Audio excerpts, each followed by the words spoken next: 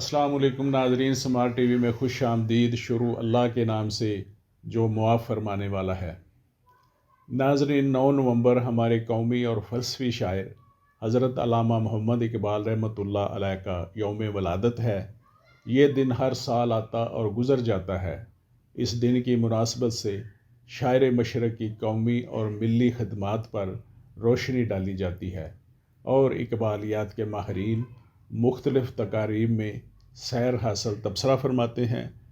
इकबालियात के माहिरीन में से प्रोफेसर मिर्ज़ा मुनव्वर का खला कोई नहीं पुर कर सका, जिन्होंने अल्लामा इकबाल रहमतुल्लाह अलैह पर बहुत ज़्यादा ना सिर्फ काम किया है बल्कि अपनी तकारीर और तहरीरों के ज़रिए अपने दौर की नौजवान नस्ल को भी बहुत आगाही दी।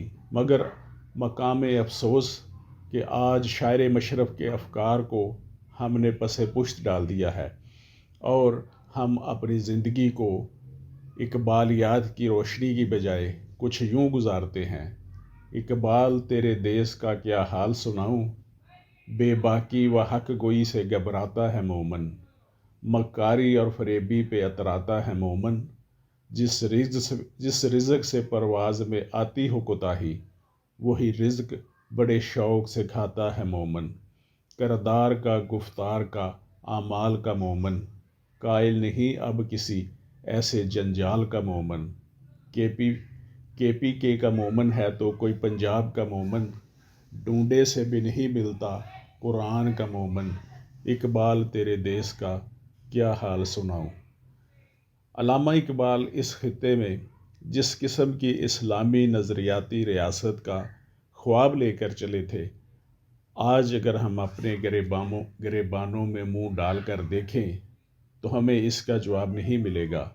ये हमारी बदनसीबी नहीं तो और क्या है कि हमें शायर मशरक़ जैसे फ़लसफ़ी शायर और बाबा कौम हज़रत कायद आज़म जैसे अजीम लीडर नसीब हुए, मगर हमारी बदनसीबी देखिए कि हम इनके फरमूदात की लाज भी ना रख सके।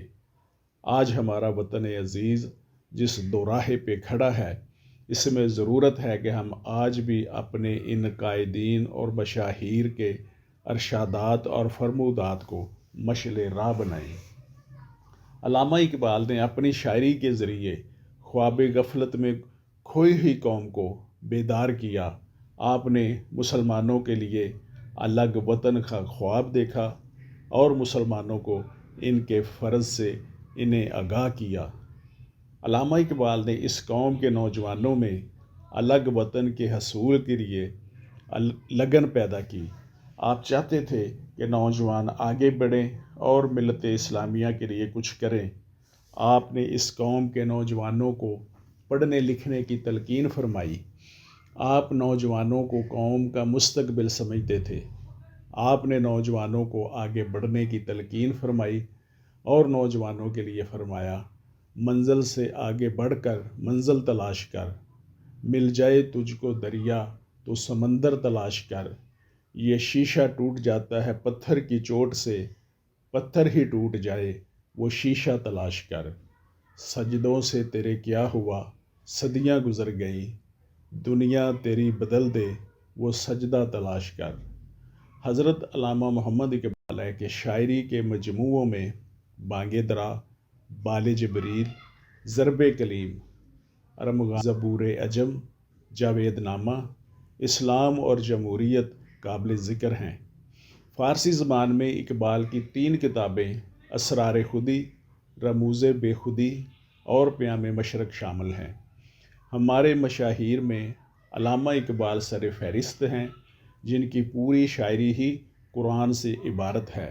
हमारे बरादर इस्लामी मुल्क ईरान में तो हमारे कौमी शायर को पीर का दर्जा दिया जाता है, जो हम सब के लिए बड़े आज़ाज़ की बात है। हमें भी चाहिए कि हम अल्लामा इकबाल रहमतुल्लाह अलैह के फरमूदात को मशले राह बनाएं।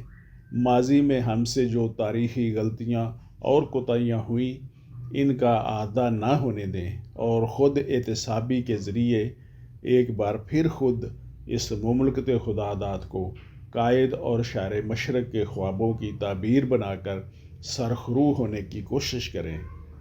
अनारकली नीला गुंबद में آج بھی سید محکم الدین بیکری موجود ہے، جہاں کبھی علامہ محمد اقبال اور چراغ حسن حسرت محفلیں جمایا کرتے تھے۔